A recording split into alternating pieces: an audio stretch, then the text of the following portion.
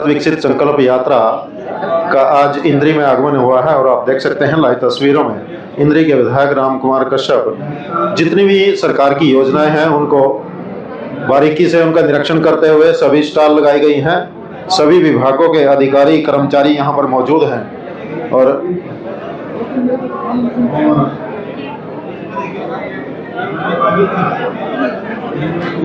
सरकार की योजनाओं को जन जन तक पहुंचाने का सिलसिला जो भारत विकसित संकल्प यात्रा है उसी को लेकर के इस तरह के कार्यक्रम आयोजित किए जा रहे हैं। निरंतर लगभग 3 दर्जन से भी अधिक गांवों में इस प्रकार की यह भारत विकसित संकल्प यात्रा पहुंच चुकी है और जगह जगह जाकर के जो लाभार्थी हैं उनको इस योजनाओं को सरकारी योजनाओं का लाभ मिले, यही उद्देश्य इस संकल्प यात्रा का है। आप लाइव तस्वीरों में देख सकते हैं कि इंद्री के विधायक इस भारत विकसित संकल्प यात्रा में पहुंच करके लोगों से रूबरू होते हैं और उन योजनाओं का लाभ अंतिम व्यक्ति तक पहुंचे, उसी को लेकर देख सकते हैं कि किस प्रकार से भारी भीड़ यहां पर मौजूद है। हर व्यक्ति चाहता है कि उन योजनाओं का लाभ उनको मिले।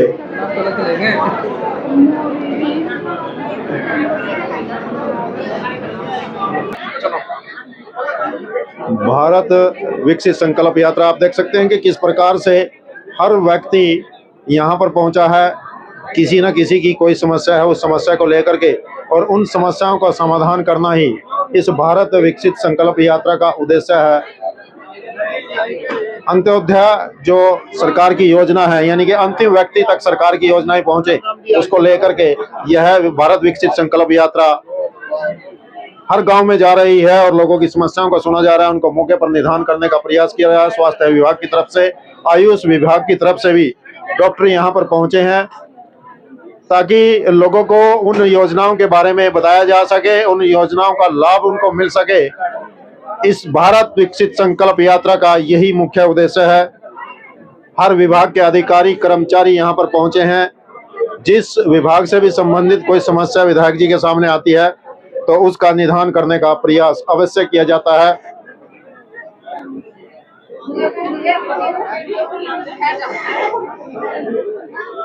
भारत की एक योजना है उज्ज्वला योजना, जो बीपीएल कार्ड धारक हैं, लाभार्थी हैं, उनको गैस सिलेंडर मुफ्त में यहां पर वितरित किए जाएंगे थोड़ी देर के बाद ही। और यह भारत विकसित संकल्प यात्रा आज इंद्री राजकीय वरिष्ठ माध्यमिक विद्यालय इंद्री के प्रांगण में पहुंची है। निरंतर जो है इंद्री के विधायक राम कुमार कश्यप इस यात्रा का अवलोकन कर रहे हैं, मार्गदर्शन कर रहे हैं, जानकारी हासिल कर रहे हैं।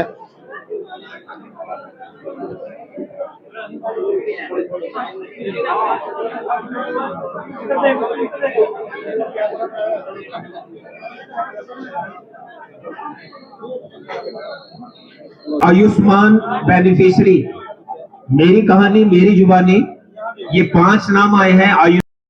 हाँ जी, आपको कैसा लगा? ठीक लगा जी। आपको कोई पैसा नहीं लगा जी, कटर के मोदी की धन्यवाद है जी। पीड़ दर्द तो रहती है अभी भी, ये बांह भी टूटती है। अगर ये कार्ड ना होता तो क्या होता? बहुत मुश्किल होती जी। अब तो घर का खर्चा चलाना भी बहुत मुश्किल हो गया। तो कितना पैसा खर्च हुआ कार्ड से? हाँ जी, बहुत पैसा, 1 लाख 2 लाख 2.5 लाख तो लग ही गए जी। सरकार ने दिया? हाँ जी। अब ऑपरेशन करा के क्या महसूस कर रहे हो? बस वो अच्छा लग रहा है? हाँ, वो तो ठीक है, ऐसे ठीक लग रहा है। बस दर्द तो होता है, चल नहीं सकते अभी, अपना पैर से अभी चल नहीं सकते। नाम क्या जी अपना? राजमणि। कहाँ के रहने वाले हो? इंद्री में जी, 10 वाट में जी। मेरा 2 ऑपरेशन हो गए और आयुष्मान कार्ड पे लगे और आधे घर के पैसे लगे। कितना फायदा मिला आपको? आयुष्मान कार्ड से क्या लाभ हुआ? 5-6 तो लग गए मेरे पे, हमारे यहाँ। अच्छा, अब ठीक हो आप? सारा पैसा सरकार ने दिया आपका? आधे घर के भी लगे। सरकार की तरफ से कितना पैसा मिला? 5 लाख। 5 लाख की था, 5 लाख सरकार ने। हाँ, धन्यवाद। कैसा लग रहा है? अच्छा लग रहा है जी, अब तो पहले कुछ नहीं दिखता था। क्या नाम है और कौन से वार्ड के रहने वाले हो आप? सुमन है जी, और वार्ड नंबर 7 के रहने वाले। आयुष्मान कार्ड पे ही आपका ऑपरेशन हुआ। 2 बार पहले भी बीमार हो गए थे, वो आयुष्मान कार्ड से हुआ है। था। क्या 80,000 लगे थे, अब भी 10,000 लगे आँख के ऑपरेशन के। तो इन्हीं से हमारे मोदी का धन्यवाद करते हैं। सरकार का धन्यवाद करते हैं। हाँ जी। मोदी कर दिया मोदी जी का। मैं कमलेश है, वार्ड से हूँ। मैंने पित्ते का ऑपरेशन कराया आयुष्मान में, मेरा कोई पैसा नहीं लगा, मेरे को सुविधा मिली है। मोदी जी का धन्यवाद। बहुत अच्छे। हस्बैंड का ऑपरेशन होया, हमारे से कोई पैसा नहीं था। प्लाट तो हमारा घर का है, बैठे भी हैं, तो पैसा नहीं था। वो 9 साल हो गए काम नहीं कर सकता। ऑपरेशन हमारा फ्री में हो गया है आयुष्मान कार्ड से। हाँ जी, आयुष्मान कार्ड से हो गया। बहुत फायदा करा मोदी जी ने, बहुत मोदी जी का धन्यवाद। एक राशन कार्ड भी बन रहा है। रीता रानी, कौन है रीता रानी? रीटा रानी जिनका आयुष्मान कार्ड ऑपरेशन कराया, मेरा ठीक ठाक हो गया है। इस कहे पे कराया? आयुष्मान कार्ड पे कराया? हाँ, आयुष्मान कार्ड पे करवाया जी मैंने। बहुत धन्यवाद आपका। नाम और वार्ड नंबर? रानी देवी है जी मेरा नाम, 11 वार्ड आगे। धन्यवाद।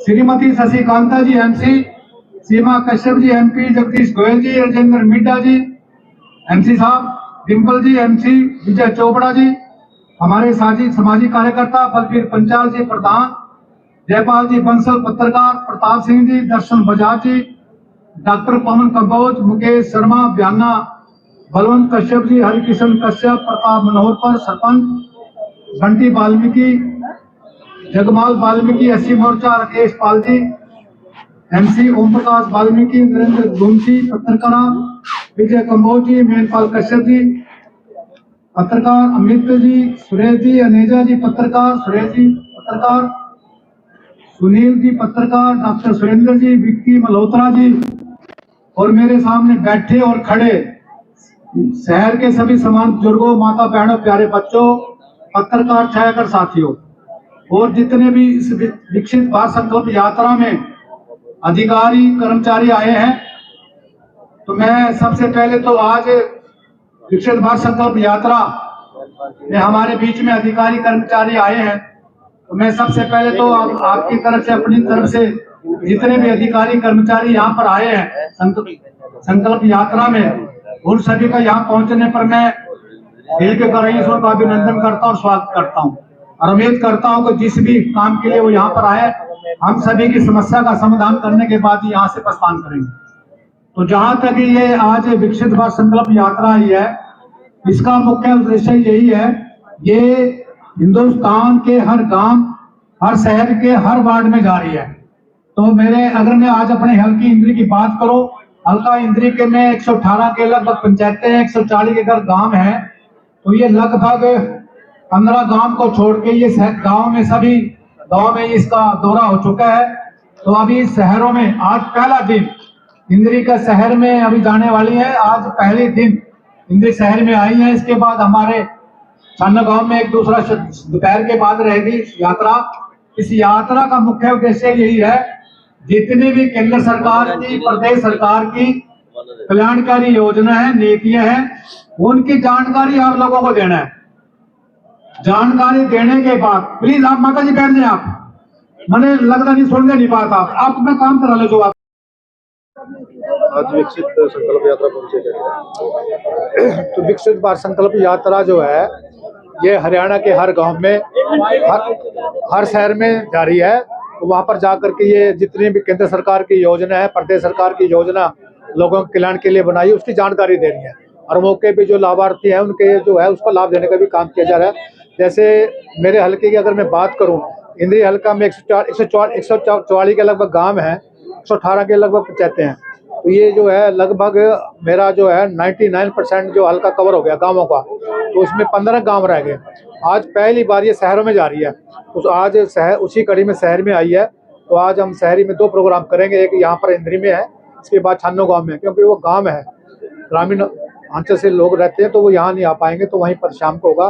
तो यहाँ पर भी वही स्कीमें हैं, इनको बताने का काम करें। तो डॉक्टरों की टीम भी यहाँ पर आती है, तो शारीरिक परीक्षण भी हो रहा है, टीबी के परीक्षण भी हो रहा है, लाभार्थियों को जो लाभ होना उसको सभी देने का काम किया जा रहा है। यहाँ पर देख रहे हैं काफी दर्जनों के लगभग यहाँ पर आज पेंशनें दिलाने का काम करा, दर्जनों के लगभग उज्ज्वला गैस कनेक्शन में बीपीएल परिवार की महिलाओं को उसको गैस कनेक्शन दिए हैं। तो इस प्रकार की योजना है, मैं समझता हूँ इससे गरीबों को बहुत फायदा होने जा रहा है। तो हर नागरिक इसमें सहयोग कर रहा है। ज्यादा समस्याएं किस प्रकार की आई? ज़्यादा समस्या तो देखिए इसमें जैसे कहीं कहीं ज़्यादा है तो किसी लोकेलिटी में कोई ज़्यादा है। जैसे यहाँ पर आईडी की प्रॉब्लम ज़्यादा है, ठीक है ना।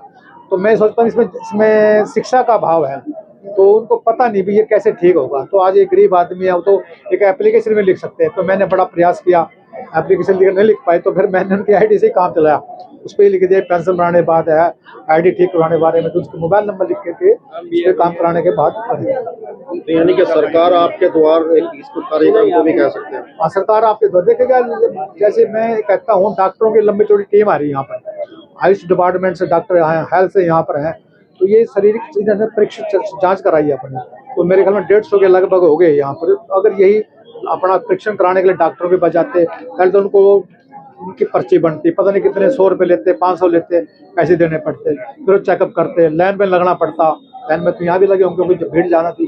तो फिर उसको दवाई देते, दवाई की पता नहीं 500 की दवाई थमाते था, 400 यहाँ पर फ्री ऑफ कॉस्ट उनका परीक्षण हुआ है, फिर उनको फ्री ऑफ कॉस्ट उनको दवाई दी जा रही है, और उनका लंबा इलाज भी शुरू सरकार की तरफ से।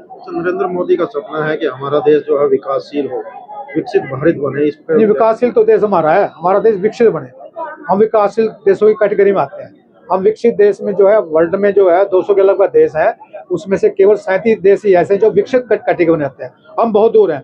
विकसित देश वो होते हैं जिनमें बहुत ईमेल पर कैपिटा इनको बहुत ज्यादा होती है समस्या, मतलब कोई नाम मात्र की समस्या होती है। तो हमारे को भी विकसित देश बनाने में बहुत टाइम लग जाएगा। ये उसके एक कड़ी का, वही एक कड़ी है जो मतलब ये विकसित भारत यात्रा आई है। लोगों की ज़्यादा से ज़्यादा समस्याएं दूर होंगी, तभी जा करके हम 2047 में विकसित बनेंगे। इसमें सरकार अपना काम करेगी, तो नागरिक का इसमें सहयोग चाहिए। सभी नागरिक जो है जहाँ बहन जा रही है, वो भी शपथ लेते हैं भी हम भी देश को विकसित बनाने में अपना सहयोग करेंगे। निश्चित तौर से जिस प्रकार से हमारा देश विकास कर रहा है, विकासशील देश है, तो हम निश्चित तौर 2047 में जब हमारा देश को आज़ाद हुए 100 साल हो जाएंगे, हमारा देश विकसित हो जाएगा। हम भी जो 37 देश जो विकसित देश की कैटेगरी में उसमें शामिल हो जाएंगे। जब इस प्रकार का होगा तो देश में कोई भी किसी प्रकार की समस्या नहीं होगी, गरीबी नहीं होगी, बेरोजगारी नहीं होगी। तो हर एक आदमी की पर कैपिटा इनकम इतनी हो जाएगी, मतलब उसमें किसी प्रकार की समस्या के लिए कोई खाना नहीं। अच्छा, यदि देश की बात करें तो लगभग 23 से ज़्यादा ऐसे प्रोजेक्ट है हाईवे, कोई 1000 किलोमीटर का, कोई 500 किलोमीटर का है। तो मकसद क्या है इतने हाईवे बनाने का? अब देखिए कनेक्टिविटी है, जितनी कनेक्टिविटी रहेगी लोगों को आने जाने में सुविधा रहेगी। अब दिल्ली जाते थे 5-6 घंटे लगते, जाम लगे रहते थे। अब दिल्ली हाईवे बन गया, अब वही सफ़र जो है जहाँ से 2 घंटे में हो जाता है। अब 152D है जहाँ पर 8 घंटे लगते थे, अब 1.5 घंटा लगता है। नॉन स्टॉप गाड़ी जाती है। इससे क्या है, यात्रा आसान हो जाती है, जिसमें समय की बचत होती है, डीजल की बचत होती है, लोगों को आराम मिलता है। जिसने काम 6 घंटे बाद में करना था, 6 घंटे पहले उसका काम हो जाता है। निश्चित तौर से इससे लोगों को सुविधा मिली।